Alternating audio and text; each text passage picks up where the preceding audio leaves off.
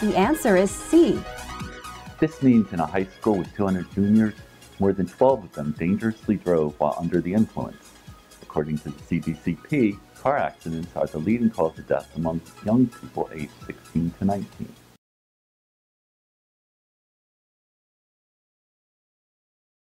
The answer is D.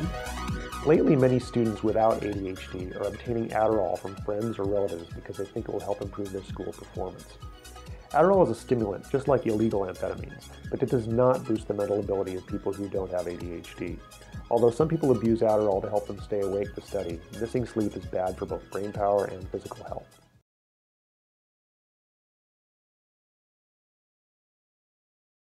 The answer is C.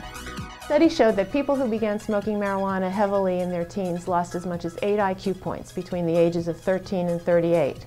That may not sound like much, but for someone starting out with an average IQ score, a loss of 8 points could drop them into the lower third of the intelligence range.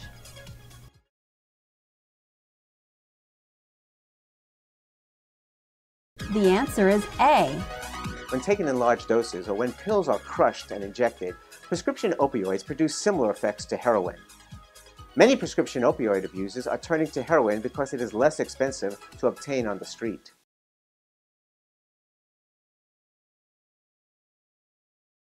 The answer is A. Each year, more than 440,000 Americans die from smoking. That's about 1 in every 5 deaths. Most people who are regular smokers as adults began smoking in their teen years, and they had a really difficult time stopping. As a matter of fact, more than 1,000 teens become daily cigarette smokers every day.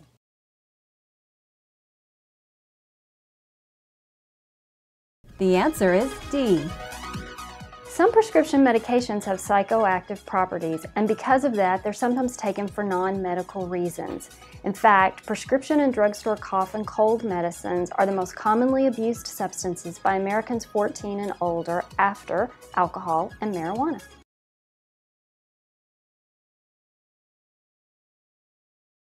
The answer is C. Mixing drugs is always dangerous, and some combinations interact in ways that are particularly deadly. The number of people who died from mixing opioids and alcohol increased more than 300% from 1999 to 2010.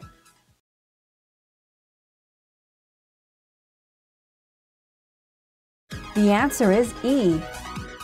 Bath salts, or as scientists refer to them, synthetic cathinones, are synthetic drugs that cause effects in the brain that are similar to amphetamines and MDMA or ecstasy. But oftentimes, bath salts are much more powerful. They are not the same things that you use in your bathtub.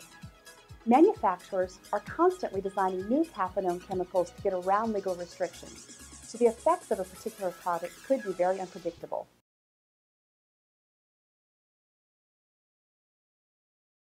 The answer is B. Labels on spice products often claim that they contain a natural psychoactive material taken from a variety of plants. Spice products do contain dried plant material, but chemical analyses show that their active ingredients are synthetic or designer cannabinoid compounds that are typically sprayed on the dried plant material.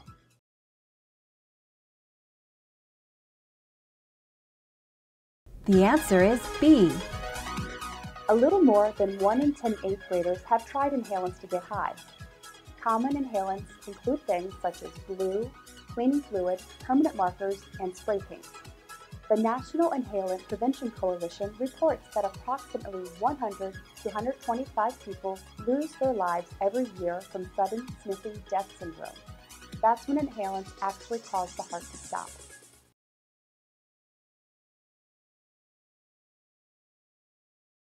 The answer is E. All drugs of abuse affect the brain's reward circuit, which is part of the limbic system. Normally, the reward circuit responds to pleasurable experiences by releasing the neurotransmitter dopamine, which creates feelings of pleasure. Drugs hijack this system, causing unusually large amounts of dopamine to flood the system. If a person is addicted to drugs and stops using them, it may take many months or even longer for the brain to return to normal. So best not to start, or if you do start, take the time to quit.